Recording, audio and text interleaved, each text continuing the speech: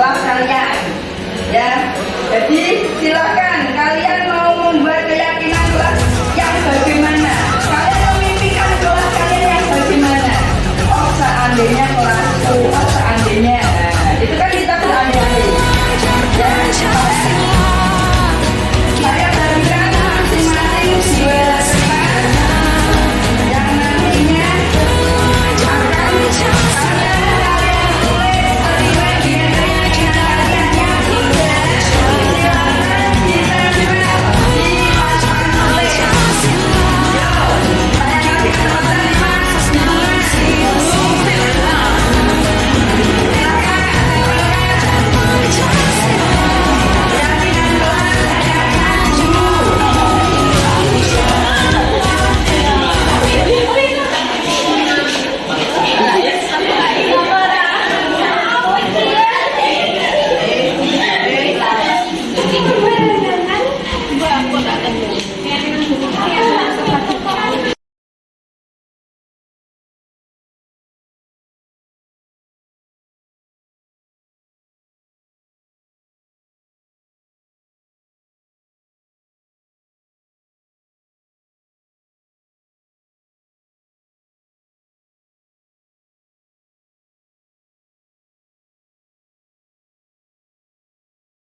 Assalamualaikum warahmatullahi wabarakatuh.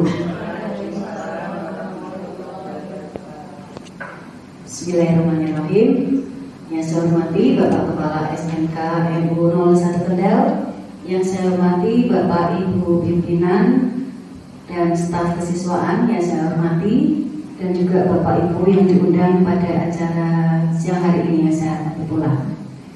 Syukur alhamdulillah pada siang hari ini, hari Jumat tanggal 13 Januari 2023, kita masih diberi kesehatan untuk berkumpul di Aula SMK MU 01 Kendal ini dalam acara pembebasan materi modul 1.4 penerapan budaya positif di sekolah.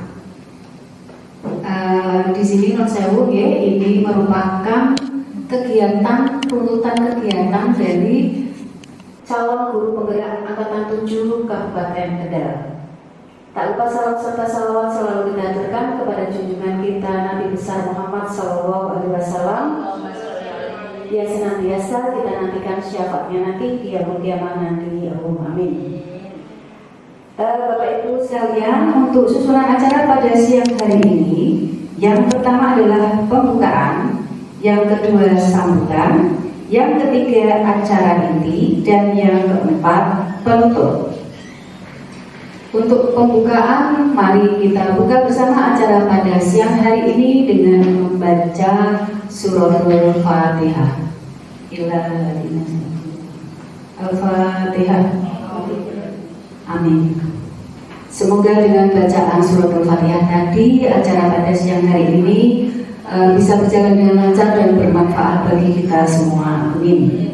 Acara yang berikutnya adalah sambutan. Sambutan yang pertama, perwakilan dari calon guru penggerak angkatan 7 yang akan disampaikan oleh Ibu Hajah Sugiyati. Dipersilakan. Terima kasih. Assalamualaikum warahmatullahi wabarakatuh. Yang kami hormati Bapak Kepala Sekolah SMK MU 01 Kendal, Bapak Ibu pimpinan dan Bapak Ibu staf dan semua Bapak Ibu undangan pada kegiatan pengimbasan untuk modul 1.4 di CKP Angkatan 7 tahun 2023 ini. Yang pertama adalah kita ucapkan puji syukur kehadirat Allah SWT karena pada kesempatan siang ini kita masih dilimpahi rezeki, ya, salah satunya adalah kesehatan. Kita masih bisa beraktivitas, kita masih bisa mengikuti undangan yang diberikan untuk kesempatan siang ini. Yang kedua, salawat serta salam tidak lupa selalu kita haturkan kepada junjungan kita Nabi Muhammad SAW yang selalu kita rindukan syafaatnya di yaumul kiamah. Amin. Allahumma amin. Bapak Ibu, saya mewakili ibu-ibu ya, karena memang untuk yang angkatan 7 ini alhamdulillah ada CGP 3 dari Nusanda, yaitu saya sendiri. Kemudian yang kedua Ibu Dewi Fajarina SPD, yang ketiga adalah Bu Istiqomah SPD. Ini perlu kami informasikan untuk angkatan 7 CGP se-Indonesia ini ada 4.032 yang lolos se-Indonesia yang mengikuti tahap 1 kemarin dimulai dari bulan Oktober sampai di Desember. Alhamdulillah kita sudah mendapatkan materi berkaitan dengan modul 1.1 itu berkaitan dengan filosofi pendidikan nasional KHD Ki Hajar Dewantara. Kemudian modul 1.2 itu nilai-nilai dan peran guru penggerak. Modul 1.3 ini berkaitan visi guru penggerak, dan yang terakhir untuk tahap 1 itu ada modul 1.4 berkaitan budaya positif. Salah satu tugas yang diberikan di modul 1.4 kita harus melakukan pembebasan atau diseminasi berkaitan dengan kegiatan budaya positif, khususnya untuk sivitas SMK tempat kita melakukan satu pendidikan bekerja yaitu di SMK 01 Kendal. Besar harapan kami ya mewakili dari ibu-ibu yang di sini ikut di guru penggerak, itu nanti ada kerjasama yang baik sehingga kami bisa melakukan penerapan dan aplikasi yang bisa kita tularkan di sivitas keluarga besar SMK 01 Kendal. Tentunya salah satu tujuan bahwa kita itu melayani anak-anak didik kita untuk mengantarkan mereka ke cita-cita yang mereka inginkan. Mohon nanti dukungannya sehingga program yang kami rencanakan itu dapat terlaksanakan dengan baik. Kemudian ini untuk materi yang nanti kami sampaikan ini perlu kami informasikan, ada 6 materi yang nantinya kami sampaikan. Yang pertama ini nanti berkaitan dengan disiplin positif dan nilai kebajikan. Yang kedua teori motivasi, hukuman dan penghargaan yang nantinya akan disampaikan oleh Ibu Istiqomah SPD. Kemudian materi yang ketiga berkaitan dengan keyakinan kelas dan kebutuhan dasar manusia. Ini nanti yang akan disampaikan oleh Ibu Dewi Fajarina. Kemudian materi yang kelima ini berkaitan 5 posisi kontrol dan 3 restitusi. Ini nanti akan saya sampaikan saya sendiri. Demikian Bapak Ibu untuk informasi ini saya mewakili dari teman-teman. Sekali lagi kami mohon dukungan dan kerjasamanya sehingga apa yang sudah kami pelajari dapat diterapkan di lingkungan sekolah kita sehingga kita bisa memberikan pelayanan yang terbaik untuk anak didik kita. Dari saya cukup, terima kasih. Sekali lagi mohon dukungannya, semoga bisa berjalan baik dan lancar. Assalamualaikum warahmatullahi wabarakatuh. Diucapkan terima kasih. Sambutan yang kedua dari Kepala SMK MU 01 Kendal kepada yang terhormat Bapak Ahmad Abdurrahman SPD, dipersilakan. Oke. Assalamualaikum warahmatullahi wabarakatuh. Waalaikumsalam warahmatullahi wabarakatuh. Bismillahirrahmanirrahim. Alhamdulillahirabbil alamin. Wa bihi nasta'in ala sholli wa yassir amri wal ruhul lisani yafqahu qawli.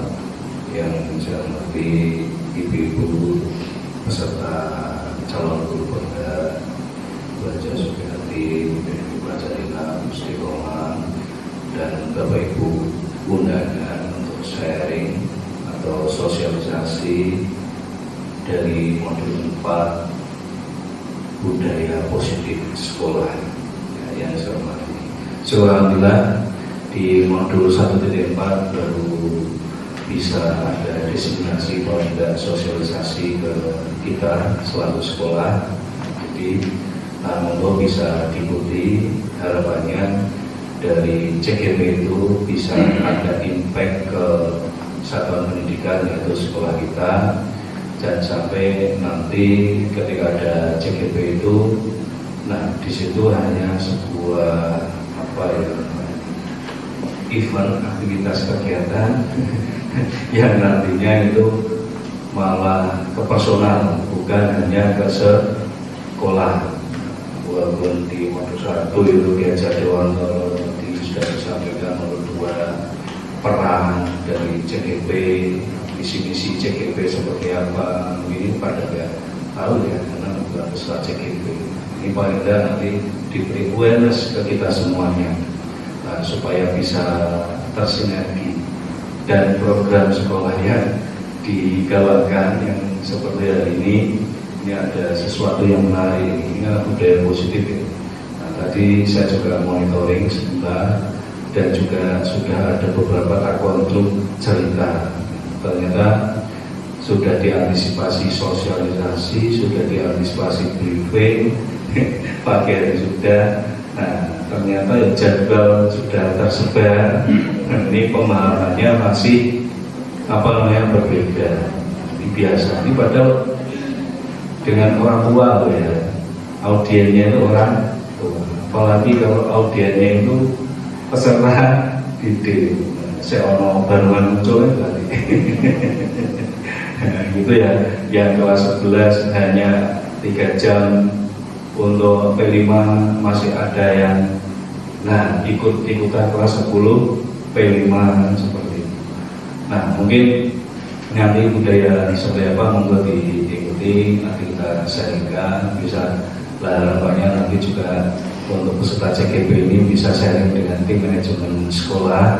Nah dari informasi CGP, nah itu nanti bisa didesimulasikan. Sebenarnya kita itu ini kedapatan untung banyak, CGP 3, PPG 3, seperti itu.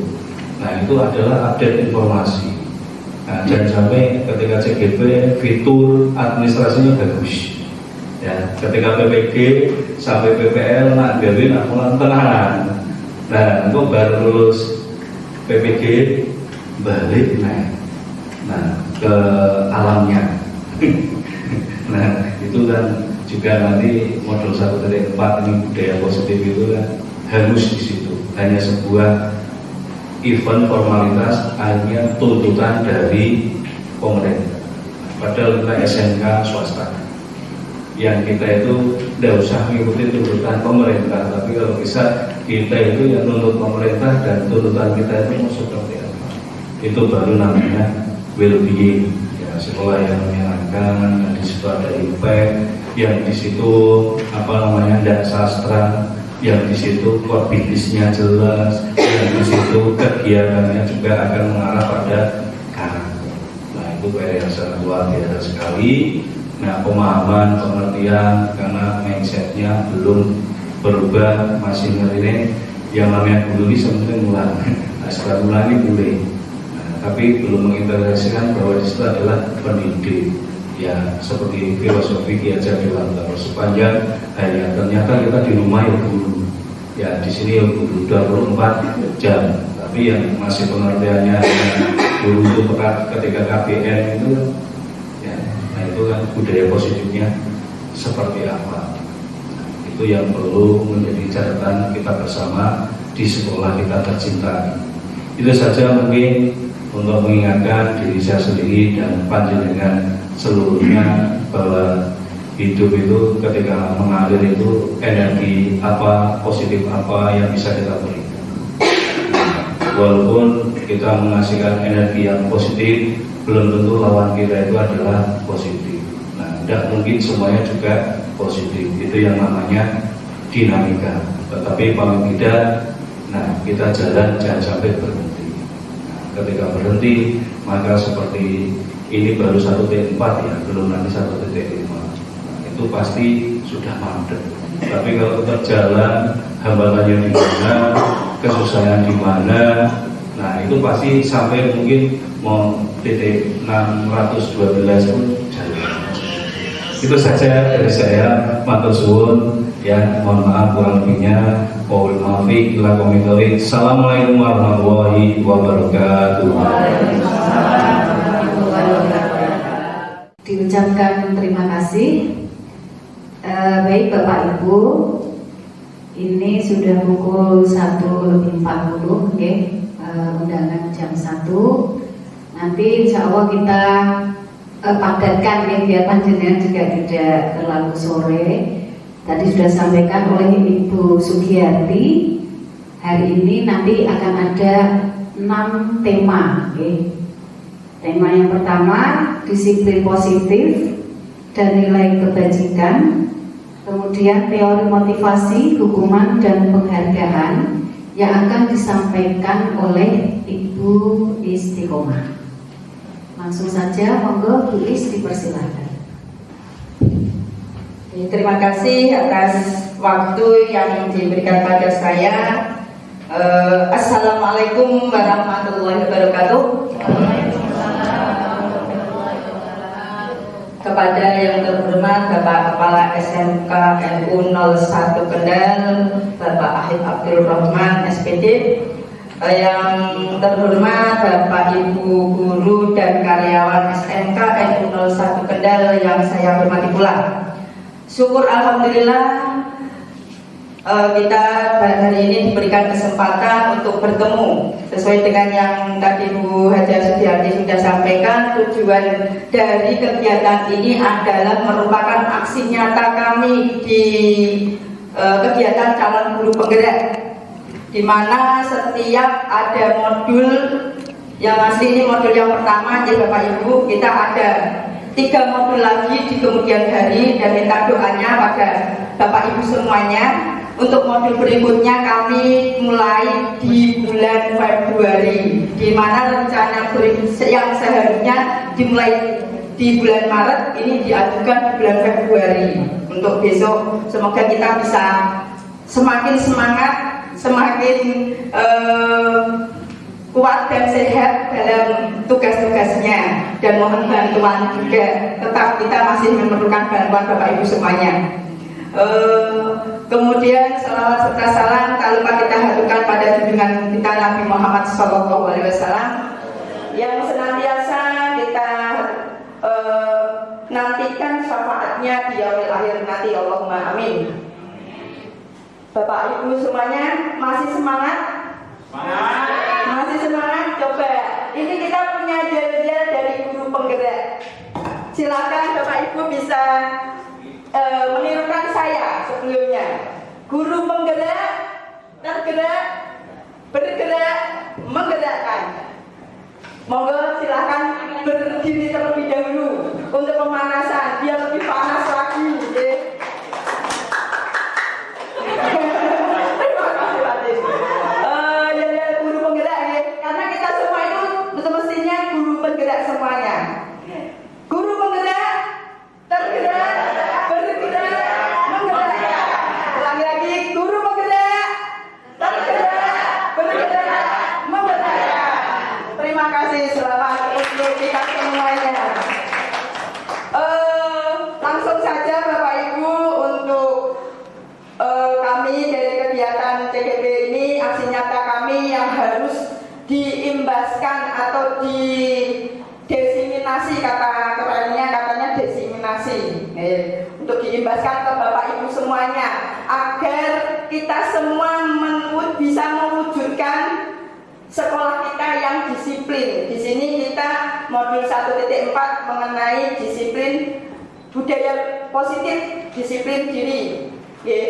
Perkenalkan, tadi sudah dikenalkan juga sama Bu Giyati, kita dari calon guru penggerak angkatan 7 SMK NU 01 Kendal ada 3. Yang pertama Bu Dewi Fajarina Mulyaningsih SPD, yang kedua Bu Haja Sugiyarti SE, dan saya sendiri Istiqomah SPD. Kami alhamdulillah sudah baru 1/4 jalan, karena dari bulan Oktober sampai Desember itu modul 1 yang harus kami lakukan. Kemudian berikutnya kami ucapkan dari kita bertiga, selamat datang para guru hebat. Mari kita belajar bersama, berkolaborasi, saling mendukung demi mewujudkan disiplin positif di sekolah kita tercinta ini. Nusanda? Jaya. Nusanda? Jaya. Iya, insya Allah jaya. Nusanda. Ya. Berikutnya untuk di konsep utama, tadi juga sudah disampaikan oleh Bu Haja Sugiyarti dan Dewi bahwa konsep utama dalam modul budaya positif di sini terdapat 6. Yang pertama disiplin positif, 2 teori motivasi, yang ketiga keyakinan kelas, kebutuhan dasar manusia, posisi kontrol, dan segitiga restitusi. Dan saya di sini mendapatkan 2 atau konsep yang harus saya paparkan, saya ulaskan kepada Bapak Guru semuanya. Dan mohon maaf untuk Bapak Ibu Guru mungkin juga sudah pernah mempelajari tentang apa itu budaya positif. Dan di sini kami bertiga mohon maaf, nuwun sewu, tidak bermaksud menggurui karena kami lebih ilmunya atau tidak. Ya, kita tidak bermaksud menggurui, tetapi kita sharing bagaimana cara budaya positif yang ada di lingkungan sekolah ini bisa kita wujudkan. Nah, untuk pertama akan saya sampaikan tentang pembelajaran dengan paradigma baru. Di sini pembelajaran dengan paradigma baru dirancang berdasarkan prinsip pembelajaran yang terdiferensi, sehingga setiap murid belajar sesuai dengan kebutuhan dari tahap perkembangannya untuk mewujudkan profil pelajar Pancasila. Nah, di sini kita harus mengetahui pada kenyataannya kita mengajar siswa itu secara klasikal, secara semuanya, dan kita tidak memandang anak itu pandai, anak itu pintar, dan anak itu bisa. Kita menganggap mereka itu sama rata. Nah, di sini kita pembelajaran dengan paradigma baru itu membuat kita mengetahui karakteristik dari masing-masing siswa. Kita diharapkan seorang pendidik itu mengetahui masing-masing karakter dari siswa itu sendiri, apa yang mereka inginkan. Nah, di sini pada waktu pembelajaran kita juga mengetahui tentang profil pelajar Pancasila, di mana profil pelajar Pancasila itu masih digencar-gencarkan. Bapak Ibu sudah mengetahui ya, profil pelajar Pancasila ada berapa? Berapa Bu Bonita? Apa saja? Monggo. Pak Yudin. Mandiri, bergotong royong, kreatif, bernalar kritis. Dan yang pertama beriman dan bertakwa, sudah ada, tinggal membaca, tapi kelihatan apa tidak. Ya, itu yang harus kita ajarkan, kita pembelajaran di siswa. Profil pelajar Pancasila yang sedang kita gaung-gaungkan untuk siswa agar mereka bisa mandiri, kemudian bertakwa pada Tuhan Yang Maha Esa, bisa kolaboratif dengan temannya, bergotong royong. Itu kita harus bagaimana caranya anak itu mempunyai karakter tersendiri dari profil pelajar Pancasila tersebut. Kemudian yang pertama dari disiplin positif dan nilai-nilai kebajikan. Di sini disiplin positif, apa yang menjadi pandangan panjenengan semua yang dinamakan disiplin itu apa? Napa Pak Fatan? Apa yang dimaknai dengan disiplin? Makna umumnya menghargai waktu. Disiplin menghargai waktu. Apa yang ada lagi Bu Ati? Apa itu disiplin? Melaksanakan sesuatu sesuai dengan aturan. Berarti peraturan nih.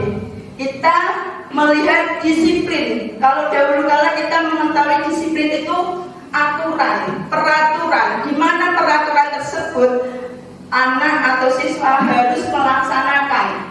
Entah itu anak itu senang, entah itu anak itu tidak paham, tidak jengkel, mereka itu harus melaksanakan aturan tersebut. Nah, di sini dalam budaya kita makna kata disiplin dimaknai menjadi sesuatu yang dilakukan seseorang pada orang lain untuk mendapatkan kepatuhan kita. Cenderung menghubungkan kata disiplin dengan ketidaknyamanan. Nah, di sini ketidaknyamanan. Anak-anak terlambat biasanya mesti kita marahi. Itu saya juga seperti itu. Sewaktu saya sebelum ada pelatihan. Kenapa? Kamu tidak disiplin. Kenapa? Karena sesuai dengan aturan. Nah, di sini sebagai pendidik, tujuan kita adalah menciptakan anak-anak yang memiliki disiplin diri sehingga mereka bisa berperilaku dengan mengacu pada nilai-nilai kebajikan universal dan memiliki motivasi intrinsik bukan ekstrinsik. Nah, kita ingin anak-anak kita, peserta didik kita itu memiliki karakter yang dibangun dari mereka sendiri. Mereka ingin dengan kesadaran sendiri. Nah, dari disiplin positif ini kebiasaan-kebiasaan yang mereka lakukan, yang kita adakan, itu diharapkan anak itu mempunyai kesadaran motivasi dari dirinya sendiri, intrinsik. Tetapi pada kenyataannya anak-anak itu motivasinya dari ekstrinsik, dari kita sebagai guru mau apa, mendapatkan apa. Itu yang biasa digunakan. Nah, di sini kita pengen disiplin positif merupakan salah satu cara penerapan disiplin yang bertujuan untuk menumbuhkan kesadaran serta memperdayakan anak untuk melakukan sesuatu tanpa sogokan, paksaan, ancaman maupun hukuman.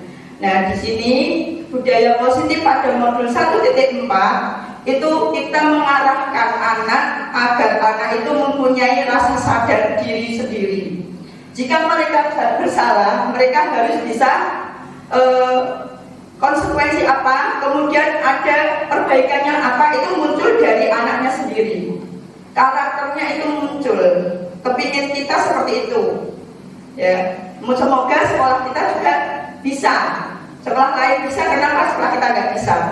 Kita bisa mencoba, terutama dari kelas kita terlebih dahulu.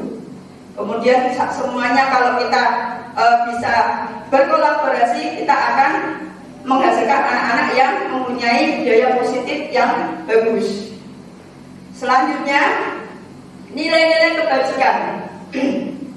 Sifat-sifat positif manusia yang merupakan tujuan mulia yang ingin dicapai setiap individu seperti yang telah dikembangkan oleh Dr. William Glasser pada teori kontrol, menyatakan bahwa setiap perbuatan memiliki suatu tujuan dan selanjutnya dari Diana Dawson mengemukakan bahwa dengan mengaitkan nilai-nilai kebajikan yang diyakini seseorang, maka motivasi intrinsiknya akan terbangun sehingga menggerakkan motivasi dari dalam untuk dapat mencapai tujuan mulia yang diinginkan.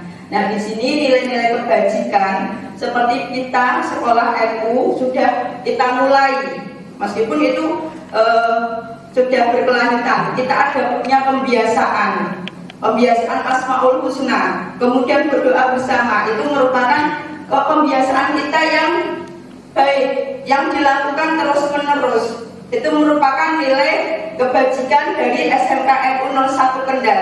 Dan ini sekarang kita ada lagi untuk P5-nya, ditambah dengan bagaimana anak-anak kita itu bisa tahlil, memimpin tahlil, karena itu merupakan kearifan lokal pada dunia NU.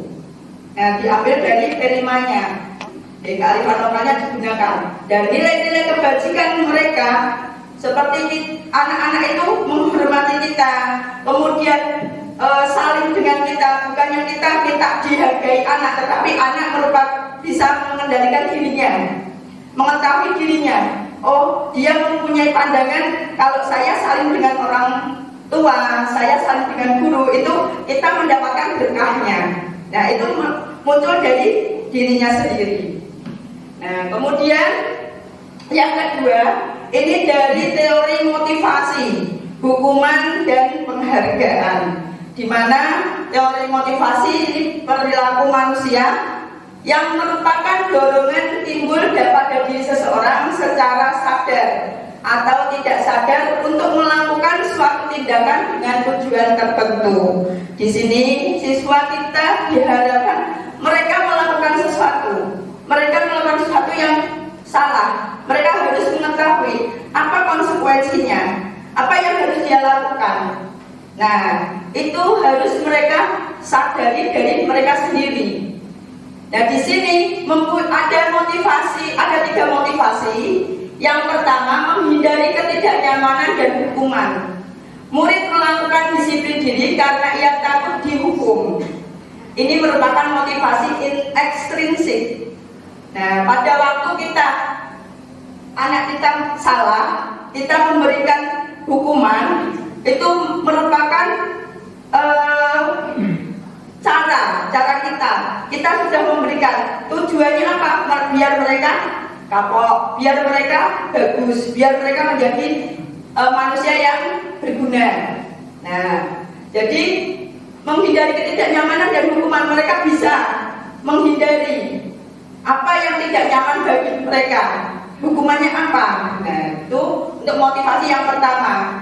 Kemudian motivasi yang kedua, mendapatkan imbalan atau penghargaan dari orang lain. Murid melakukan disiplin diri karena ia ingin mendapatkan imbalan. Ini merupakan motivasi ekstrinsik juga. Ini masih banyak dari guru juga memberikan imbalan ke siswa. Misalnya pada saat kita pembelajaran, ada siswa yang memberikan jawaban pada waktu kita bertanya. Nah, kalau anak itu benar, kasih jajan.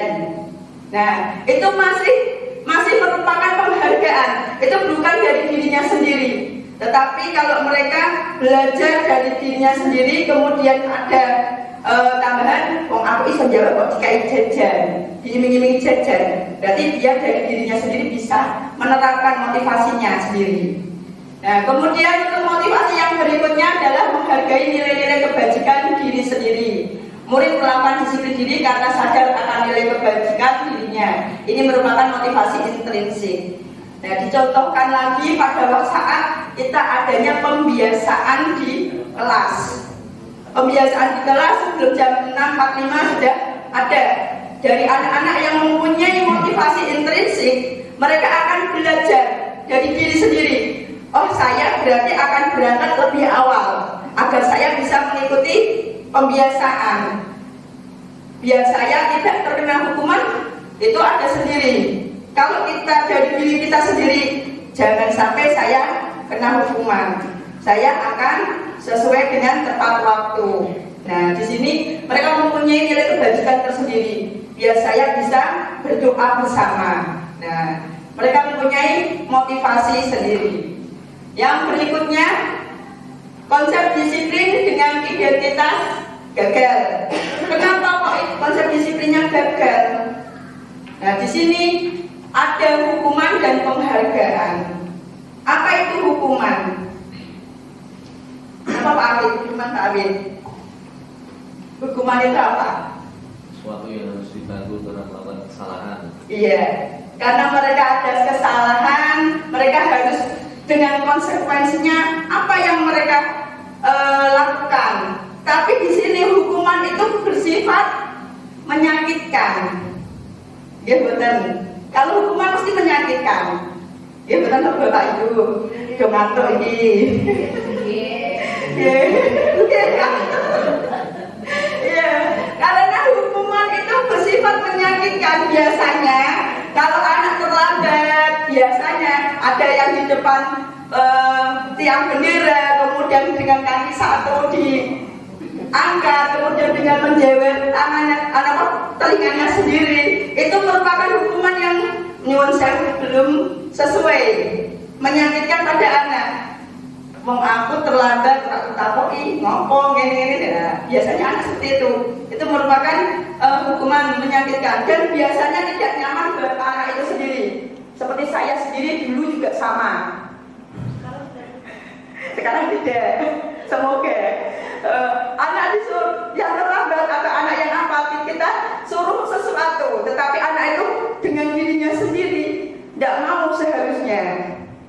Bu, saya terlambatnya ini kok disuruh ini. Nah, terlambat sekolah disuruh keliling lapangan 5 kali, kan tidak sesuai. Itu hukuman, merupakan hukuman. Nah, itu tidak nyaman bagi murid, dan murid itu juga merasa takut. Jadi berangkat sekolah, Ahmad Dina kok nak terlambat, takut mereka jadi pulang lagi. Nah, jadi mereka hukuman itu ya, kita minimalkan di sini. Tapi hukuman itu masih tetap perlu. Dari berbagai macam guru juga masih menggunakan, tetapi sesuai dengan tingkat kesalahan yang siswa itu laksanakan. Apa kesalahannya? Dan terutama untuk hukuman juga memaksa siswa itu. Kenapa memaksa? Umpama seorang anak pas lari-larian kemudian masuk ke ruangan menyenggol botol minum siswa yang lain tumpah. Nah, mereka harus bagaimana? Mereka harus kerjakan apa? Nah, hukumannya apa? Oh, saya hukumannya harus ngepel lantai, Bu, membersihkan. Apa hanya itu? Minta maaf pada si anak tersebut dan macam-macam. Oke. Kemudian dengan hukuman tersebut murid menyembunyikan kesalahan. Karena hukuman, nanti kalau saya seperti ini, nanti kalau saya melakukan ini, kalau saya jujur, saya pasti akan kena hukuman. Kenapa kamu terlambat? Karena saya bangun kesiangan. Kenapa bangun kesiangan? Karena saya main HP. Kenapa main HP? Enak game. Nah, tidak ada yang memberitahu untuk bangun. Nah, itu untuk ke anaknya, menyembunyikan kesalahan. Jadi mereka tidak akan jujur kalau kita memberikan hukuman pada siswa. Kemudian murid tersebut menjadi rendah diri. Aku paling di hukum. Aku paling orang untuk kelas untuk diceramai. Aku paling kon nggon musola kon gawe napa nulis Arab. Nulis Yasin nganti peng sak buku. Nah, dan anak-anak itu paham. Nah, itu istilah hukuman ya. Hukuman itu menyakitkan dan memaksa. Tetapi di sini penghargaan pun juga kurang efektif. Tidak efektif untuk penghargaan. Kenapa tidak efektif? Karena bisa merusak hubungan atau sifat iri. Misalkan saja pada waktu di kelas ada siswa yang sudah bisa memberikan jawaban dari Bapak Ibu guru yang melontarkan pertanyaan. Pasti yang pinter-pinter dan yang bisa yang menjawab. Nah, sedangkan anak kita karakteristiknya berbeda-beda. Nah, anak yang kurang mampu pasti tidak menjawab. Yang dapat penghargaan adalah siswa yang menjawab paling kuwi wae sing entuk apa jajan. Paling kuwi wae sing entuk penghargaan. Nah, seperti itu juga kurang bagus. Ini bisa merupakan sifat iri pada siswa yang notabene kurang mampu. Kemudian bisa juga mematikan kreativitas untuk penghargaan ini. Mereka, saya sudah melakukan ini, sudah mendapatkan ujian. Saya melakukan ini, sudah mendapatkan hadiah dari guru, umpama di kelas. Saya melakukan ini sudah, tetapi mereka tidak berpikir untuk lebih baik lagi, melakukan yang lebih bagus lagi. Mereka hanya statement saja. Jadi mereka hanya mengaku melakukan ini untuk hadiah, ngapain aku laku yang lain. Nah, itu pandangan bagi motivasi dalam konsep disiplin penghargaan. Berikutnya menghukum dengan sistem ranking. Nah, alhamdulillah untuk SMPNU sudah tidak menggunakan ranking ya, Yul. Nah, di sini menurut dari pendidikan membuat ranking itu juga tidak diperbolehkan karena bisa bersifat bullying ke anak yang rankingnya paling bawah mungkin. Kalau di SMK itu tidak kentara bullyingnya. Sing bodoh ya tetep anggere bocah ayu ya main. Tapi kalau di sekolah negeri itu pasti anak yang di bawah minder. Jadi penghargaan pada ranking yang paling bawah itu anak itu merasa minder diri. Ada ranking, makanya ranking itu dihapuskan. Ya boleh meranking untuk penyemangat siswanya. Kemudian merampas hak menghargai dirinya. Di sini kenapa merampas hak menghargai dirinya? Pada waktu kita, anak kita bisa membaca, misalnya awal pertama mereka bisa membaca satu kalimat, satu kata, berikutnya di hari kedua satu kalimat. Tetapi kalau kita memberikan pada anak kita sendiri, biasanya anak kita sendiri sudah termanjat membaca, kita kasih es krim. Nah, alhamdulillah dia bisa membaca es krim. Loh, aku kan Pak belajar sendiri, aku dapat es krim. Besok menang Pak Dewi menang ini. Hanya satu kalimat mereka sudah dapat, tidak mau lebih. Seperti halnya anak saya sendiri. Dek, kalau kamu harus satu kebet, berarti ibu kasih uang untuk tabungan 2.000. Kemudian anak saya, Pak Romewe. Jadi satu kebet toh. Tetapi kalau mereka tidak membuat 2 kebet, 3 kebet, itu tidak ada motivasi dari sendiri-sendiri. Itu mematikan kreativitas mereka, tidak menghargai. Oh, aku mau belajar membaca. Meskipun tidak dikasih ibu es krim, tidak dikasih ibu uang, itu akan saya kerjakan, akan saya lebih baik lagi, agar kita mampu memotivasi diri sendiri. Nah, apalagi kita berhubungan dengan anak-anak SMK yang kritis-kritis. Jadi penghargaan itu dirasa kurang baik atau tidak efektif. Kemudian untuk konsep disiplin dengan identitas sukses. Nah, ini di identitas sukses ini yang pertama adalah konsekuensi. Bapak Ibu semua sudah paham apa konsekuensi? Bahwa pada waktu kita melakukan kesalahan, kita harus mengetahui konsekuensinya apa. Anak kita melakukan kesalahan, apa ada konsekuensinya? Seperti anak kita sendiri, saya lagi ke anak saya terapkan anak saya lagi. Pada waktu tidak mengerjakan PR, konsekuensinya ada apa? Dimarahin guru. Apa konsekuensinya? Harus belajar lagi. Nah, itu kita terapkan pada anak didik kita. Yang pertama adalah konsekuensi itu merupakan penguatan jangka pendek. Nah, ini kita harus mengetahui pada waktu anak itu melakukan kesalahan, kalau anak itu tidak tahu apa yang harus dikerjakan, apa yang harus dilakukan, mereka itu harus kita beritahu. Apa dek, kalian mau apa? Ya, jadi harus ada penguatan jangka pendeknya. Berikutnya perlu monitoring berkelanjutan. Kenapa adanya monitoring berkelanjutan? Misal, jika anak itu tidak mengerjakan PR, konsekuensinya apa kamu? Konsekuensinya saya pada waktu istirahat harus tinggal di kelas, Bu, pada waktu istirahat. Untuk apa? Untuk mengerjakan PR yang tidak saya kerjakan. Berarti mereka kehilangan jam untuk istirahat. Jadi itu konsekuensi. Mereka tahu konsekuensinya apa pada waktu mereka melakukan suatu kesalahan. Kemudian kita pasti memberikan stimulus dan respon. Nah, di sini stimulus pada waktu anak itu salah menumpahkan air pada temannya, itu kita tanyakan, distimulus dulu. Kamu menumpahkan, kenapa kamu menumpahkan? Kamu lari-lari tanpa ada akibatnya seperti ini. Apa yang kamu kerjakan? Saya akan minta maaf, Bu. Responnya seperti itu, jawabnya. Oh ya, setelah itu apa lagi yang kalian lakukan? Kita memberi stimulus pada anak tersebut agar mereka melakukan sesuatu kesalahan itu sesuai dengan konsekuensinya. Kemudian murid menghormati peraturan. Dari konsekuensi tersebut, seorang murid itu menghargai peraturan yang mereka lakukan.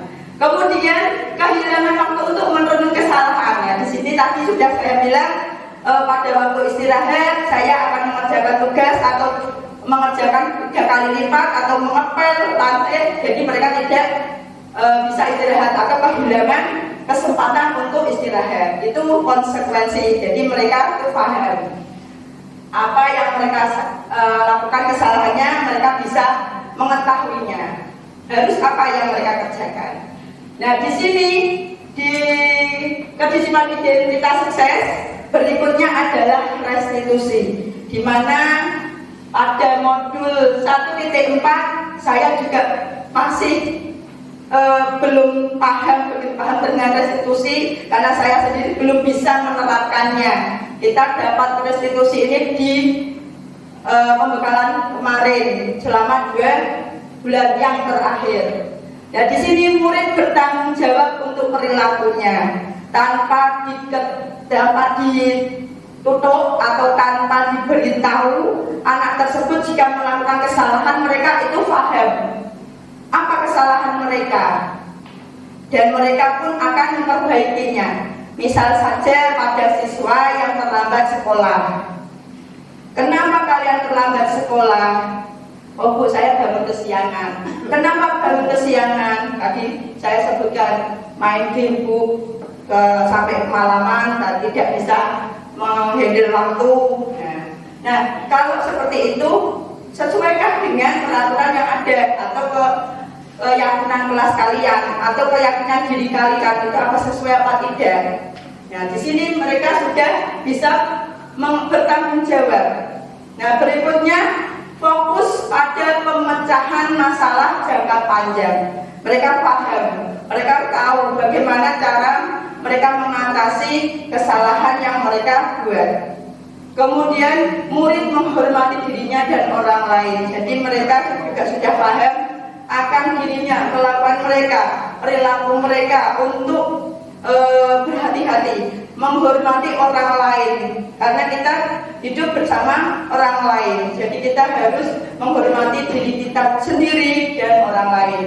Yang berikutnya ini yang kalau di konsekuensi ada stimulus dan respon, di restitusi ada teori kontrol, di mana kalau di stimulus kita memberikan pengarahan terlebih dahulu, apa yang kalian kerjakan kita tegur terlebih dahulu, kemudian ada respon, oh iya Bu saya minta maaf. Tetapi kalau di restitusi, anak itu merupakan punya kontrol tersendiri, dia mempunyai pemegang kontrol dia. Oh aku harus ini, oh aku berarti harus minta maaf, kemudian membersihkan lantai, kemudian apa yang dia kerjakan itu dia sudah paham. Itu di restitusi. Kemudian murid bersemangat memperbaiki kesalahannya. Dia akan lebih baik lagi, dan lebih baik lagi. Dan muncul karakter yang mereka dapatkan. Itu untuk yang restitusi. Kemudian di sini konsep disiplin pendekatan restitusi sebuah cara menanamkan disiplin positif pada murid. Nah, di sini pengertian restitusi adalah proses menciptakan kondisi bagi murid untuk memperbaiki kesalahan mereka, sehingga mereka bisa kembali pada kelompok mereka dengan karakter yang lebih kuat. Ini dari Gosen 2004. Nah, ini sesuai dengan yang saya berikan arahan yang tadi. Pada pengertian restitusi, kesalahan mereka itu mereka paham. Apa yang mereka lakukan itu mereka paham. Terus harus bagaimana, harus bertindak apa, itu mereka sudah sadar dengan dirinya sendiri. Nah, di sini ciri-ciri restitusi yang pertama, bukan menebus kesalahan, namun belajar dari kesalahan. Nah, tadi sudah saya sampaikan, mereka lari-lari kemudian nabrak tempat minum temannya, berarti mereka, oh berarti saya tidak lari-lari pada waktu di kelas mungkin. Nah, jadi mereka mengetahui kesalahan mereka yang dikerjakan. Kemudian memperbaiki hubungan. Tadinya yang marah-marah, biasanya kalau anak laki-laki senggol sedikit langsung dek. Kalau sekarang kan tidak. Oh, kita saling memaafkan karena menghargai orang lain dan diri kita sendiri.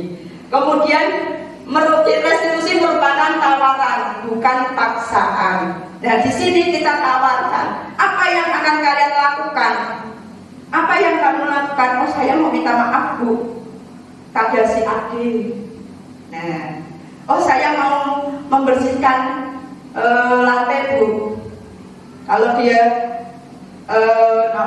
membersihkan lantai sendiri, nanti dia tidak mau bersahabat dengan saya, misalnya seperti itu. Jadi ciri-cirinya bisa merupakan tawaran, bukan paksaan dari dirinya sendiri. Kemudian menuntun untuk melihat ke dalam diri. Nah, mereka juga bisa melihat pada diri sendiri apa yang akan dilakukan, apa yang akan dilaksanakan. Kemudian mencari kebutuhan dasar yang mendasari tindakan. Nah, ini nanti kebutuhan dasar apa saja yang dimiliki oleh manusia. Akan disampaikan Bu Dewi lebih gamblang lagi ya dasarnya. Kemudian fokus pada karakter bukan tindakan. Kita harus fokus karakter. Mereka itu paham dengan kesalahan mereka. Karakter mereka itu harus terbentuk, bukan tindakan mereka, bukan dari mereka ngepel, mereka meminta maaf, tetapi dari karakter mereka yang dapat kita ambil. Mereka paham. Kemudian menguatkan dan fokus pada solusi. Apa solusinya? Dari tadi yang kamu sampaikan, kamu mau apa? Nah, itu solusinya mereka yang mempunyai kesalahan. Dan yang terakhir untuk saya ini perbedaan contoh kasus murid yang sering tidak mengerjakan PR. Ini hanya contoh saja. Nah, kalau kita sebagai seorang hukuman, yang pertama guru menghukum murid tersebut dengan hormat bendera selama 15 menit. Guru marah dan murid menjadi takut. Nah, biasanya kalau tidak mengerjakan PR, anak disuruh ke lapangan untuk lari lapangan, itu tidak sesuai dengan pembelajarannya. Tetapi kalau mungkin Bapak Izudin yang mengajar PJOK, silahkan lari 3 putaran, itu masih selaras, masih sama. Tetapi kalau kita yang guru produktif, guru yang lain, untuk Normada memberikan hukuman hormat ke bendera 15 menit itu tidak sesuai. Kemudian marah-marah, biasanya kita marah kalau anak kita tidak fair dengan pelajaran kita. Kita mesti nesu, kok orang gawe, kenapa? Nah, ketinggalan Bu, ada gini, maka akan muncul tidak jujur ke siswa. Tadi kembali lagi ke hukuman, tidak jujur anak itu karena takut dihukum. Kemudian yang konsekuensi, mereka anak-anak sudah paham dengan konsekuensinya apa. Guru memberikan konsekuensi untuk mengerjakan PR-nya saat istirahat atau dikerjakan sebanyak 3 kali. Guru tegas dan murid menghormati peraturan. Nah, di sini mereka paham. Jika mereka salah tidak mengerjakan PR, mereka akan saya akan mengerjakan PR di waktu istirahat karena ketinggalan saya ada PR yang tidak saya kerjakan, itu ada konsekuensinya. Dan yang paling akhir yaitu restitusi. Guru menanyakan keyakinan kelas pada dirinya sendiri dan membantu murid menyelesaikan masalahnya. Guru terbuka dan murid menghormati dirinya dan orang lain. Di sini restitusi amat sangat diharapkan untuk siswa mempunyai karakter, agar mereka mempunyai budaya positif yang bagus, kebiasaan-kebiasaan yang bagus dari dalam dirinya sendiri. Muncul motivasi intrinsik yang ada pada murid itu sendiri. Terima kasih. Untuk berikutnya bisa disampaikan oleh Bu Dewi Fajarina.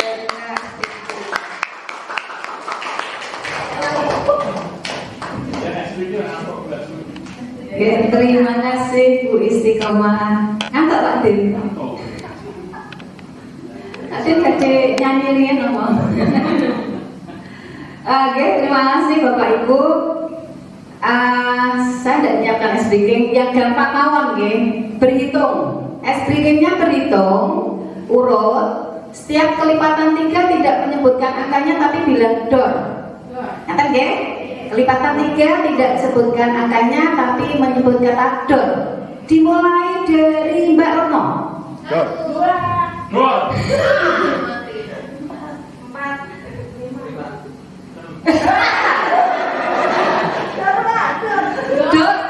Dor. 7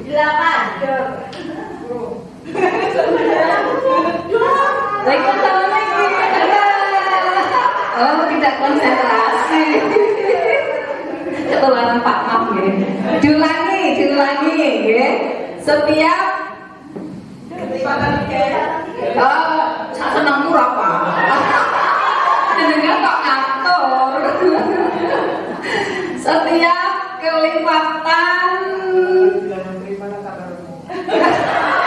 saya misal jenengan kok aku. Setiap kelipatan 4 tepuk tangan. Oke, kelipatan 4 tidak sebutkan angkanya, tapi tepuk tangan dimulai dari Pak Fatan. 1, 2, 3.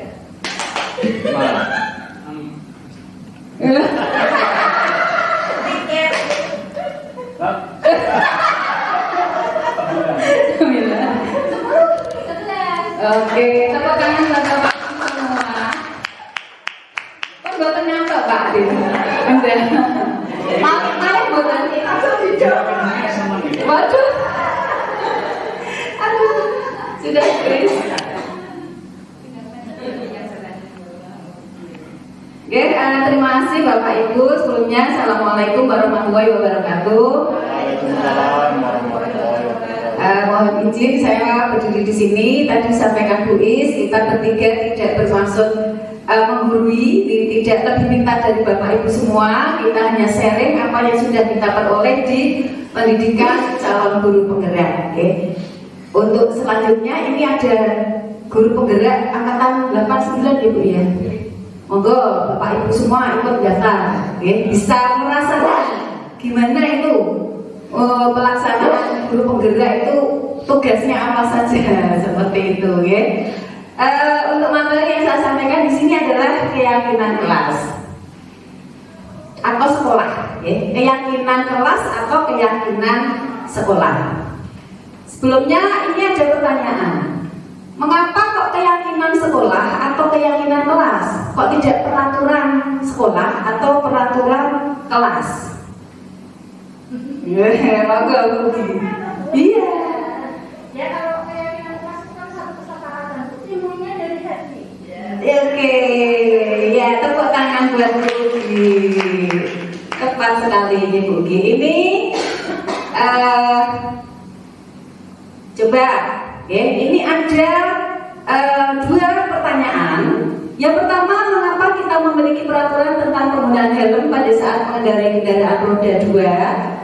Yang kedua, mengapa kita memiliki peraturan tentang penggunaan masker dan mencuci tangan setiap saat? Coba, yang pertama, itu karena apa, Pak Afif? Kenapa ada peraturan penggunaan helm? Yes, agar selamat, untuk keselamatan, leres. Yang kedua, mengapa kita memiliki peraturan tentang penggunaan masker dan mencuci tangan? Bu Andi? Menjaga kebersihan atau untuk kesehatan. Nah, jadi nilai keselamatan dan nilai kesehatan inilah yang kita sebut sebagai keyakinan. Ya, keyakinan itu berdasarkan nilai-nilai kebajikan, ya, yang secara tersirat maupun tersurat kita itu sudah tahu. Kalau pakai helm itu memang untuk keselamatan, cuci tangan pakai masker itu memang untuk kesehatan, ya. Nah, ini tadi sudah sampaikan Bu Is juga, ya. Terus terang memang Bapak Ibu kemarin kita juga sempat ngobrol, wah berarti nek kok ini sampai dengar untuk menghukum anak ya. Ternyata menghukum anak itu salah, orang pas. Terus salahnya gimana? Karena memang apa yang kita peroleh di calon guru penggerak seperti itu. Ya, jadi intinya Bapak Ibu, misalnya anak terlambat, itu kita jangan langsung, ayo pusat, ayo bersihin WC, ayo nyabuti tapi kita tanya dulu, alasannya dulu, ya, seperti apa? Karena nanti ada 5 kebutuhan dasar yang akan saya sampaikan, itu berhubungan dengan kebutuhan dasar manusia itu. Okay. Nah, di sini menekankan pada keyakinan seseorang akan lebih memotivasi seseorang dari dalam. Sehingga kalau peraturan itu kan kalau saya lihat peraturan itu kan hanya tertulis, ya Bapak Ibu ya, tertulis. Sedangkan kalau keyakinan itu benar-benar dari diri kita sendiri, sehingga keyakinan itu lebih bisa memotivasi kita dibandingkan kalau hanya sekedar melihat peraturan yang secara tertulis. Ya, seseorang akan lebih tergerak dan bersemangat untuk menjalankan keyakinannya daripada hanya sekedar mengikuti serangkaian peraturan tertulis.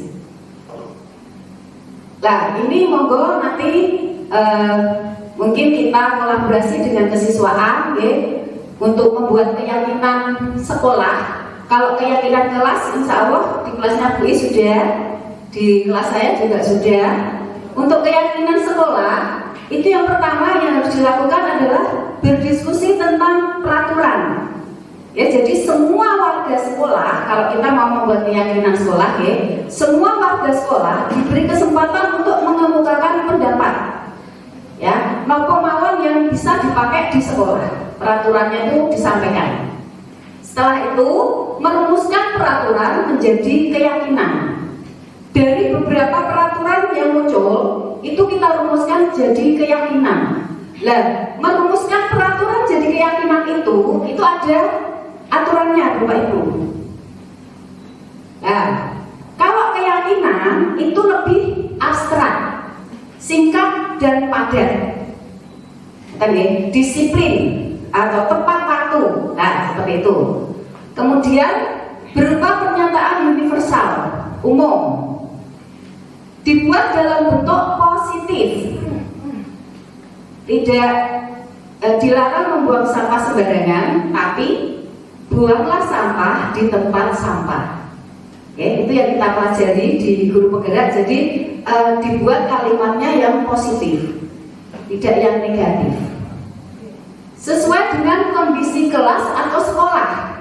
Jadi keyakinan itu harus dibuat sesuai kondisi sekolah kita sehingga kita bisa menerapkannya.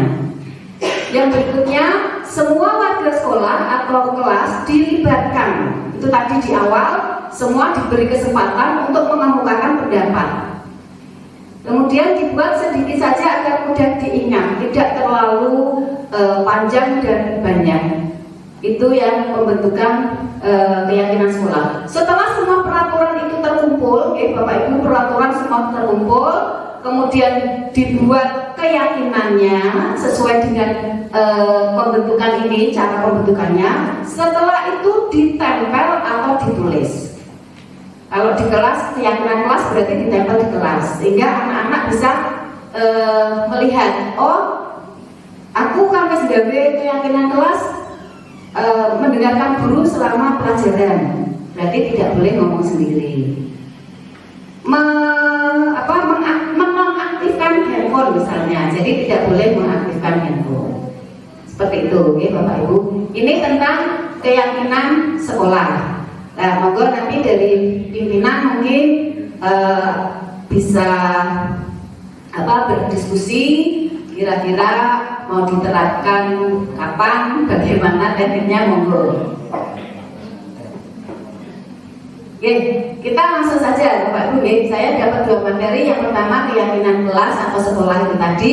Yang kedua adalah kebutuhan dasar manusia.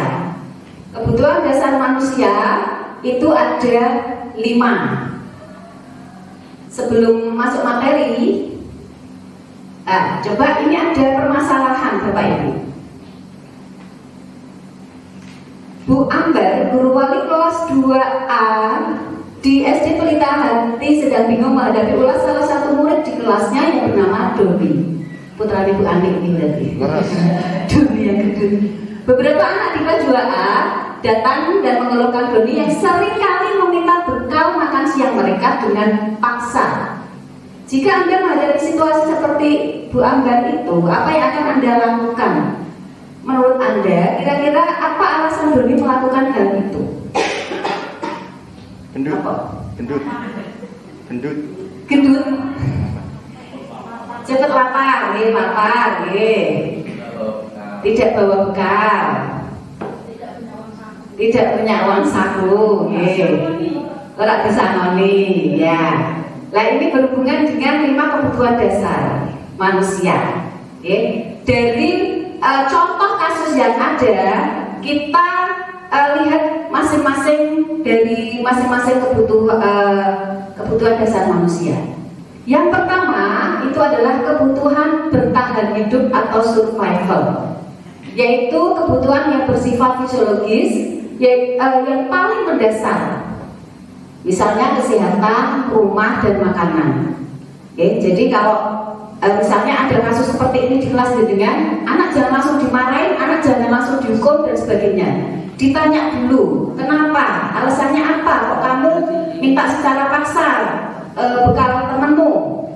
Kalau si Doni menjawab karena ia lapar, Bu Yuliana tadi dia lapar, dan orang tuanya tidak membawakan bekal makan siang, maka kebutuhan dasar dia itu belum terpenuhi. Ya, dia berusaha bertahan hidup atau survival, sehingga dia minta bekal temannya. Kebutuhan dasar yang kedua itu adalah kasih sayang dan rasa diterima. Di sini pengertiannya, kebutuhan untuk disayangi dan diterima meliputi kebutuhan akan hubungan dan koneksi sosial, kebutuhan untuk memberi dan menerima kasih sayang, dan kebutuhan untuk merasa menjadi bagian dari suatu kelompok. Dari kasus yang sama tadi, yang Doni minta bekal temannya, apabila dia menjawab alasannya itu karena dia merasa senang, jadi caper, istilahnya caper cara perhatian temannya, berarti dia kurang kasih sayang. Jadi dia ingin kebutuhan kasih sayangnya minta diperhatikan. Ya, di sini diperhatikan ketika temannya melaporkan tindakan itu pada gurunya dan gurunya memberitahu orang tuanya sehingga orang tuanya jadi memperhatikan dia, maka kebutuhan dasar yang sedang dipenuhi Doni adalah kebutuhan akan kasih sayang dan rasa diterima. Sebenarnya dia nggak lapar, tapi dia cuma caper aja, golek-golek perhatian. Berarti itu dia kurang kasih sayang. Ada yang kurang kasih sayang di sini? Pak Din. Besok itu Pak Din, 2 hari Pak Din.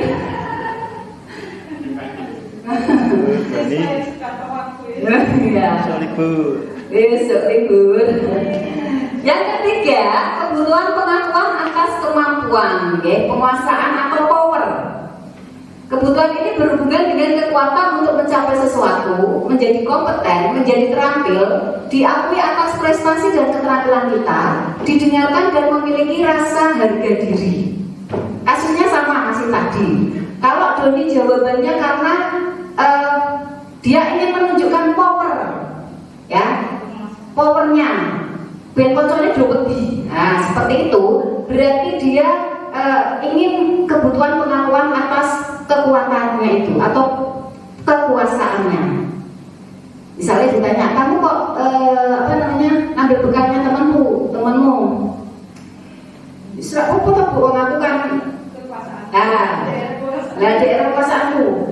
Kan aku awak itu gendut Bu, misalnya ben kocorku kok dikabeh aku. Nah, seperti itu berarti dia perlu kebutuhan pengakuan atas kemampuannya. Ya, malak itu berarti ya. Kemudian yang keempat itu kebutuhan akan pilihan atau kebebasan, freedom. Kebutuhan untuk bebas adalah kebutuhan akan kemandirian, otonomi, memiliki pilihan dan mampu mengendalikan arah hidup seseorang. Anak-anak dan kebutuhan kebebasan yang tinggi menginginkan pilihan. Mereka perlu banyak bergerak, suka mencoba-coba, tidak terlalu terpengaruh orang lain, dan senang mencoba hal baru dan menarik. Nah, mungkin Bapak Ibu pembina OSIS itu banyak menjumpai kasus-kasus anak yang beraneka ragam itu, Nah, jadi kan mungkin dari sekarang bisa istilahnya mendekati, ya. Kenapa kok kamu melakukan ini? Alasannya apa? Berarti kalau dia apa yang tadi saya sampaikan, oh berarti dia kurang perhatian misalnya yang tadi, oh berarti dia pengen menunjukkan kekuasaannya dan seperti itu. Kalau kasus yang di atas itu tadi, jawaban Doni adalah dia merasa bosan dengan bekal makanan yang dibawa ibunya dari rumah karena ibunya selalu membawakan bekal yang sama. Oleh karena itu dia ingin mencoba makanan teman-temannya yang beraneka ragam Doni sedang berusaha memenuhi kebutuhannya akan kebebasan. Bosan dengan bosan nggak bu, aku bu di sana nih buku mindok terus koncone ayam goreng misalnya. Lah berarti dia kebutuhan kebebasannya kurang. Yang terakhir adalah kesenangan, fun, ya. Kebutuhan untuk merasa senang. Kebutuhan yang kesenangan adalah kebutuhan untuk mencari kesenangan, bermain dan tertawa.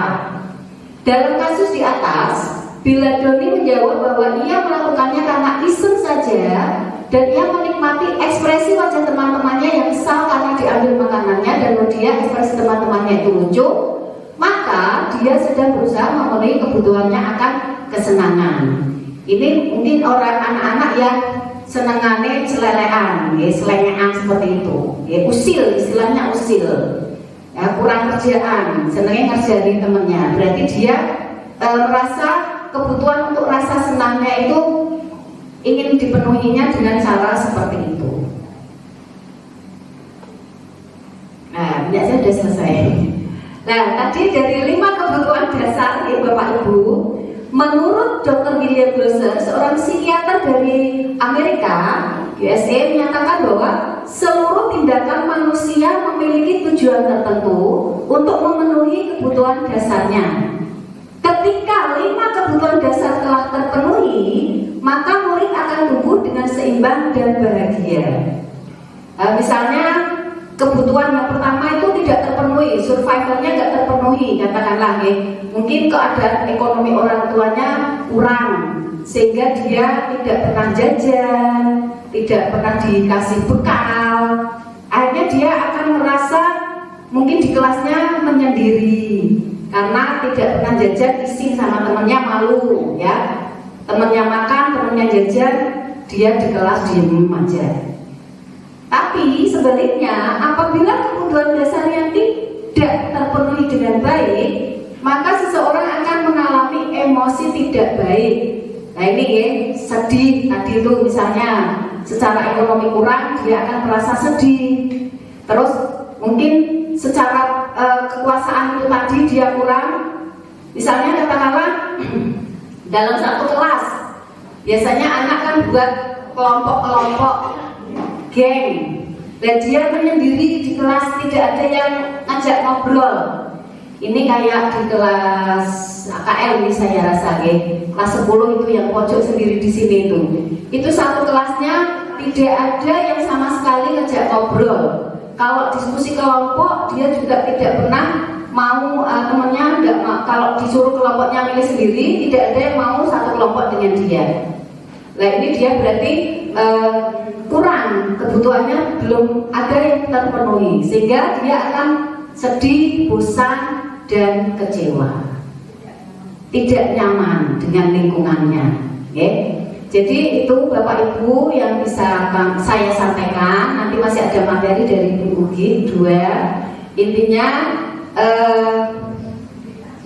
setelah kita belajar, setelah kita ikut pelatihan calon guru penggerak, banyak sekali yang kita peroleh. Oh ternyata itu seperti ini, oh ternyata harusnya seperti ini.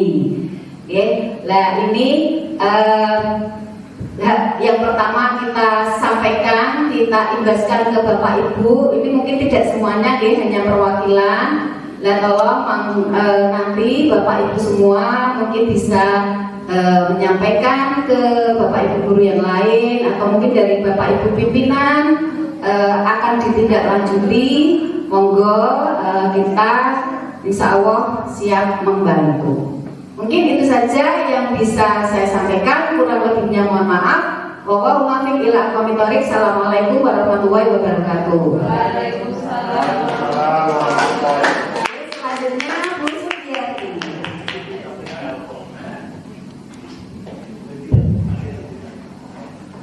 Terima kasih Bu Dewi. Ini artis ketiga yang maju ke depan. Ada yang ngantuk enggak ya Bapak Ibu? Kita mau olahraga sebentar apa? Olahraga. Oh Pak Tim sudah enggak ngantuk katanya. Berarti enggak perlu olahraga ya Pak Tim ini. Tadi ngantuk Bu Dewi. Iya, saya nggak ngantuk. Oh iya. Oke, terima kasih. Assalamualaikum warahmatullahi wabarakatuh. Waalaikumsalam warahmatullahi wabarakatuh. semangat Bapak Ibu hebat yang ada di ruangan aula. Ini kebetulan saya dapat 2 materi berkaitan 5 posisi kontrol dan segitiga restitusi. Nah ini Bapak Ibu tadi sudah sangat jelas disampaikan Bu Dewi dan Bu Istiqomah. Kaitannya yang terakhir yaitu dengan keyakinan kelas, kemudian beberapa materi yang kebutuhan dasar untuk anak-anak kita sehingga kita bisa berikan pelayanan yang terbaik untuk anak-anak. Nah ini sekarang berkaitan guru. Bapak Ibu selama ini ngajar, mungkin sudah ada yang 10 tahun, 15 tahun kira-kira posisi kita itu sebagai guru itu sebagai apa Sebelum ke materi saya pengen tahu. Bu Ani mungkin sebagai apa Bu Ani? Satu kata Bu Ani, satu kata, nggak usah panjang-panjang. Sebagai apa? Fasilitator, oke, yang menyalurkan ilmu. Kalau Pak Den apa Pak Den? Pendidik sejati. Hebat semua, nggak ada yang salah. Pak Tommy apa Pak Tommy? Guru bangsa.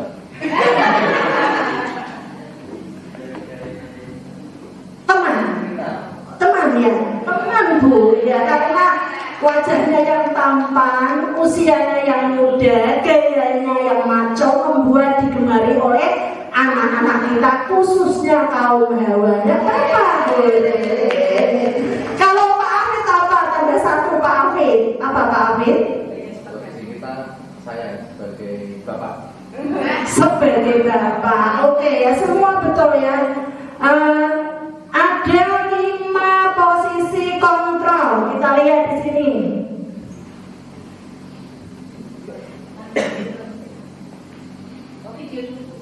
Video dulu ya ini. Oke. Ya oke ya. Kita lihat video. Kita naik aja ya Bu ini. Ini nanti lama enggak Bu? Oh enggak. Ya, Ibu dan Bapak guru hebat. Dalam beberapa disiplin positif restitusi, salah satu program yang digunakan adalah 5 posisi kontrol. Ibu bisa dilihat cermati dulu. Adalah proses perjalanan seseorang ini agar dapat mengenali dirinya. Pada video kali ini, kita akan membahas tentang 5 posisi kontrol yang digunakan oleh David Rosen dan contoh penerapannya. 5 posisi kontrol itu adalah 1. Posisi pembuku, 2. Posisi pembuat rasa bersalah, 3. Posisi tenang, 4. Posisi pemantau atau monitor, dan 5. Posisi manajer. Untuk lebih memahami 5 posisi tersebut, mari kita saksikan kasus Naif yang melambat hadir 2 menit di sekolah dan lihat bagaimana 5 posisi kontrol dalam menghadapi masalah tersebut.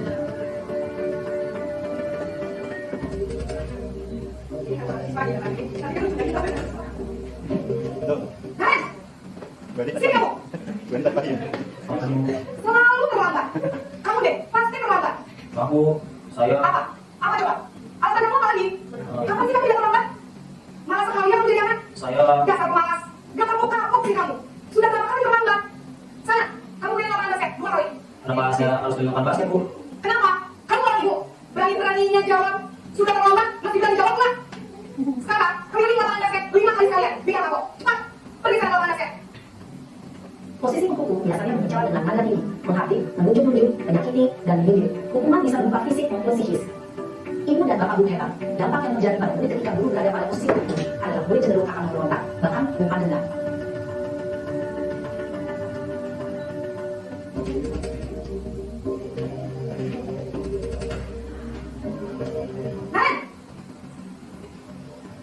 Apa Ibu? Naren. Kamu kenapa terlambat lagi, nak? Ya, bukan Naren. Kamu senang ya bikin ibu saya? Kalau kamu terlambat lagi, nanti ibu yang ketemu kepala sekolah, nak. Disangka ibu yang bisa kamu. Duh, gimana ini? Maaf, Bu. Duh, Gusti Naren. Kamu suka ya kalau ibu ketemu kepala sekolah? Terus, sekarang ibu harus tulis apa ya ibu absen? Ibu harus tulis yang terlambat loh. Ibu harus tahu coba. Ya sudah, lain kali jangan bikin ibu salah lagi, nak ya. Ibu tidak akan lagi kalau begini terus. Bisa jatuhan kalau ibu ketemu kepala sekolah. Sana cepat kelas. Maaf, Ibu. Maaf sekali. Kita merasa bersama, berbicara dengan nada tenang, cenderung lembut. Namun kata-kata yang diucapkan membuat murid merasa menjadi orang yang gagal, memandang untuk dirinya sendiri, merasa tidak berharga, dan tidak sanggup membahagiakan orang lain. Ketika murid mengambil posisi membuat rasa bersalah, murid akan menganggap dirinya yang bersalah dan ia akan menyimpan emosi negatif tersebut di dalam dirinya.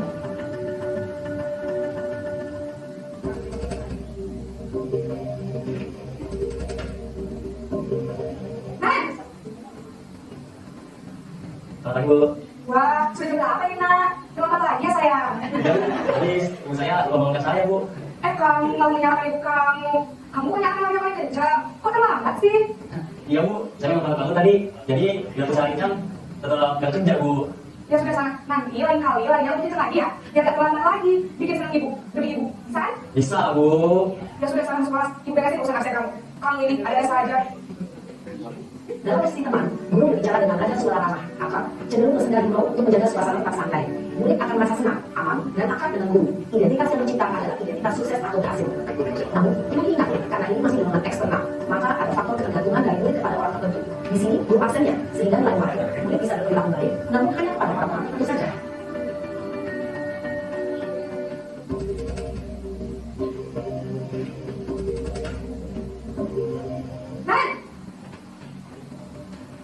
Selamat pagi Bu. Nah, apa peraturan sekolah kita tentang jam berapa kita harus masuk sekolah? Nah? Kita harus di sekolah itu Bu. Iya betul, sekarang sudah jam 7. Nanti sudah tahu konsekuensinya, jangan lambat hadir. Paham Bu, saya harus dengan puas pas jam istirahat selama 20 menit. Iya benar, konsekuensinya demikian. Jadi nanti jam 9.30 pas istirahat, kamu harus tinggal di kelas, kerjakan tugas tambahan untuk ketinggalan kamu, ya? Baik Bu.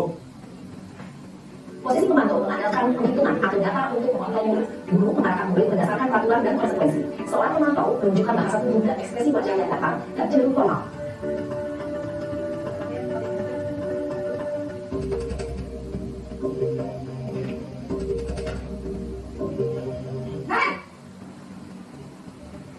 Selamat pagi Bu. Selamat pagi kalian.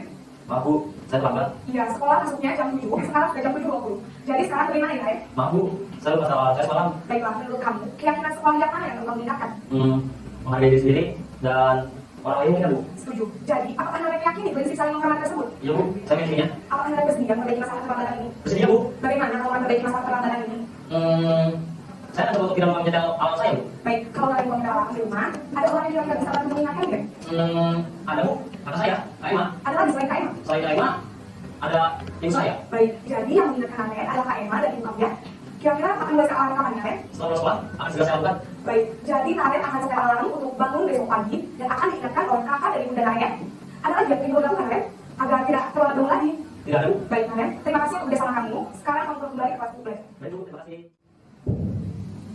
Posisi manajer adalah posisi kontrol yang disarankan untuk membimbing murid memiliki sikap disiplin yang positif, yaitu murid yang mandiri, bertanggung jawab, dan dapat memecahkan masalah. Tujuan dari posisi ini adalah agar murid dapat berefleksi atas tindakannya. Guru akan dengan tulus memberikan pertanyaan-pertanyaan bermakna, sehingga membuat murid dapat belajar dari kesalahannya dan mencari sebuah solusi untuk menyelesaikannya. Ibu dan Bapak guru hebat, setelah mengamati adegan kelima posisi kontrol tadi, kira-kira posisi mana yang paling ideal? Posisi mana yang dapat menunjang motivasi intrinsik murid? Ya, tentu posisi manajer. Posisi ini memang posisi ideal yang ingin dituju setiap pendidik. Pada posisi inilah, guru dapat menerapkan disiplin positif yang berpihak pada murid, yang memerdekakan murid. Perjalanan seorang pendidik tentunya tidak mudah untuk sampai pada posisi seorang manajer. Namun, tujuan kita pasti, yaitu menciptakan murid-murid yang mandiri, merdeka, dan bertanggung jawab. Semoga penggambaran 5 posisi kontrol yang telah diperlihatkan ini dapat menjadi ajang refleksi bagi kita semua, agar dapat terus mengasah dan menerapkan disiplin positif yang memerdekakan murid. Mari terus berlatih dan bersemangat. Selamat menerapkan. Salam dan bahagia Ibu dan Bapak guru hebat. Terima kasih ya Bapak Ibu sudah menonton video. Ada 5 posisi kontrol seorang guru. Yang pertama sebagai penghukum, yang kedua merasa bersalah, yang ketiga sebagai teman, kemudian sebagai pemantau, dan yang terakhir sebagai manajer. Nah, harapannya Bapak Ibu semua nanti bisa di posisi sebagai manajer, walaupun yang lain dilakukan situasional ya, kemudian disesuaikan dan meminimalkan khusus untuk yang hukuman, karena untuk anak sendiri era zaman sekarang sama dahulu berbeda. Pembelajaran anak zaman sekarang itu harus menyesuaikan kodrat alam dan zamannya. Kadang nek dikerasi juga anaknya tidak sadar malah menantang, ya itu yang terjadi. Monggo nanti Bapak Ibu bisa menerapkan di kelasnya masing-masing. Dan tadi saya juga satu materi berkaitan keyakinan kelas. Ini saya punya ide berkaitan keyakinan sekolah ya. Karena saya kebetulan di sini staf ketenagaan, jadi mungkin untuk wakil ketenagaan nanti bisa menjadi apa ya istilahnya usul untuk sivitas SMKNU yang keyakinan bersama yang mau dilakukan berkaitan untuk pembenahan sekolah itu seperti apa. Jadi tidak merasa banyak aturan, saya tidak nyaman, saya nanti dapat sanksi, dapat ini, dapat itu ya. Selain menerapkan di anak didik kita, juga nanti bisa kita terapkan ke Bapak Ibu guru ataupun karyawan yang ada di SMK 01 Kendal. Saya kira itu. Kemudian untuk materi yang kedua berkaitan dengan segitiga restitusi, karena jamnya juga sudah jam 3 ya. Tadi ada yang request jangan lama-lama kan. Jadi untuk segitiga restitusi di sini ada 3 ya. Yang pertama itu menstabilkan identitas, kemudian validasi tindakan yang salah, kemudian menanyakan keyakinan. Nah ini menjadi satu kesatuan Bapak Ibu. Jadi dalam menangani kondisi siswa nanti silahkan bisa disesuaikan. Menstabilkan identitas itu memberi kesadaran kepada anak yang benar itu yang seperti apa. Jadi kalau munculnya dari diri mereka sendiri mungkin hasilnya lebih bagus. Kemudian kalau mereka melakukan satu kesalahan, marilah kita membantu ya untuk menyelesaikan permasalahan mereka ya. Kita matchkan dengan kolaborasi peran kita sebagai manajer. Jadi nanti kita bantu untuk solusi pemecahannya dengan validasi tindakan.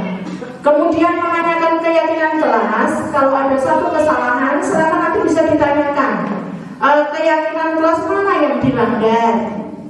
Nah, kalau sudah tahu keyakinan yang dilanggar, solusinya apa? Nah, ini kayaknya ada kucing ya masuk ke aula. Oke, Bapak Ibu, mungkin itu ya yang bisa saya sampaikan berkaitan dengan ilmu atau materi yang kami dapat di CGP ya. Jadi menangani siswa itu ternyata satu PR yang luar biasa buat kita, bagaimana mereka merasa nyaman, kemudian apa yang kita inginkan dapat tercapai ya. Dan yang jelas untuk sabar itu adalah modal yang luar biasa untuk Bapak Ibu hebat semua. Dari saya cukup, mungkin dari teman-teman ada yang ingin didiskusikan karena saya adalah pemateri yang terakhir. Monggo Pak Din, barangkali ada Pak yang mau ditanyakan. Ya. Terima kasih Ibu-Ibu. Tolong juga ini saya merasa terbantu Bu ya. Jadi namanya belajar itu kan sepanjang hayat gitu ya. Jadi inilah sejatinya kita itu belajar di sini. Nah, kalau Bu Waka keterangan tadi bilang kita itu harus kayak gini itu sebelumnya. Kalau ketika sih ngomongnya peraturan itu tadi tak nyaman. Tapi kalau teori-teori ini selalu kita ke depan kan rasa berat ini ya muncul saya munculin rumah saya. Bukan saya gini Bu, saya ngomong sama Pak Mustamsi sama Mas Muiz gitu. Ternyata kitab taklim itu disangkal Bu. Kitab sing apik ini disangkal karena menyebabkan santrinya menjadi penurut semuanya. Nah, era kita seperti itu sekarang itu harus inovasi, kolaborasi dan lain sebagainya. Aku kaget termasuk ini mengontrol pendidikan semacam. Aku ini senang seperti itu. Maka kalau di Kompas dari sana itu pasti banyak kegiatan pendidikan. Nah, maka dari itu di sini itu pusatnya orang hebat si panjenengan ini. Ya. Saya senang kayak gini karena apa? Tugas guru ya seperti ini. Ya. Mungkin kita nggak sadar apa yang kita lakukan sama anak-anak itu mentah-mentah dan sebagainya. Kadang kita itu guru sendiri, ya seperti itu. Nah, saya ingat ketika di TK itu ada lagu apa ya? Tangan sedekku gitu. Siapa yang bisa menyanyikan, masih ingat? Cicilo telu ane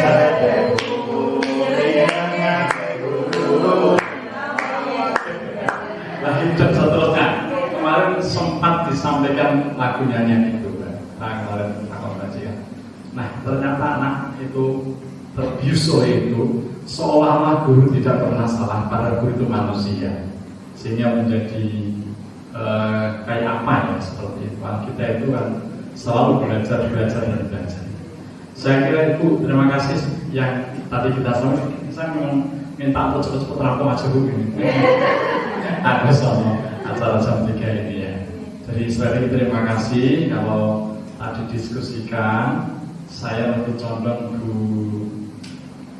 Hajah gitu ya. Ketika briefing itu teman-teman diminta cari referensi orang-orang hebat itu tadi sekitar pendidikan filosofinya. Ini dari Dr. Grasis atau siapa semacam itu. Ini dari Nabi Muhammad SAW. Kita akan termotivasi itu barangkali daripada Pak D hasilnya tidak baik. Nanti rasanya kan baru dinilai gitu ya, pengembangannya seperti itu. Membuat rasa bersalah berarti tadi saya sangat baik. Saya kira dulu, terima kasih. Assalamualaikum warahmatullahi wabarakatuh. Waalaikumsalam warahmatullahi wabarakatuh. Tepuk tangan dulu untuk Pak Singgi. Terima kasih Pak, ini adalah penguatan yang luar biasa, dukungan yang luar biasa buat kami ya, yang masih ada satu tahap lagi untuk melakukan pendidikan di guru penggerak ya. Dukungan dari panjenengan semua ini menjadi satu kekuatan buat kami. Terus berkaitan dengan tadi kok ada rapor ya, itu katanya membuat merasa bersalah. Ya nanti kita evaluasi kembali ya. Jadi nanti gini aja. Itu bagus semuanya, Oke, Pak. Nanti gini aja, kan keyakinan sekelas ada, keyakinan sekolah ada. Nanti bisa kita agendakan untuk kegiatan keyakinan sekolah. Jadi kesepakatan bersama itu merupakan ide yang datang dari hati. Jadi kalau sudah datangnya dari hati, insya Allah tidak ada paksaan, walaupun hatinya macam-macam. Di sini ada 83 guru dan karyawan, okay? Jadi nanti dari ide-ide hati itu akan kita tuangkan menjadi satu wadah yang nantinya menjadi satu kesepakatan keyakinan.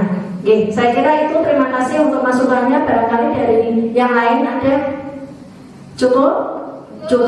Terima kasih. Tadi beberapa materi yang sudah disampaikan oleh Bu Is, Bu Dewi, dan saya sendiri yang terakhir. Semoga materi yang tadi kami sosialisasikan bermanfaat untuk sekolah kita. Amin. Amin. Dari saya cukup karena waktunya juga sudah menunjukkan pukul 3 lebih.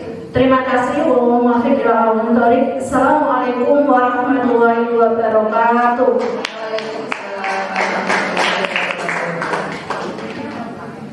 Oke, terima kasih Bapak Ibu yang sudah meluangkan waktu untuk mengikuti kegiatan pengibasan materi modul 1.4 calon guru penggerak angkatan 7. Okay. Semoga apa yang kita sampaikan bertiga tadi bisa bermanfaat bagi kita semua, bisa bermanfaat bagi sekolah kita, sehingga slogan Nusa dan Jaya benar-benar bisa tercapai. Amin. Monggo untuk acara berikutnya adalah penutup. Kita tutup bersama acara pada sore hari ini dengan bacaan hamdalah. Alhamdulillahirabbil alamin. Terima kasih sekali atas kehadirannya. Sesi foto. Oke, mohon maaf atas segala kekurangan. Assalamualaikum warahmatullahi wabarakatuh.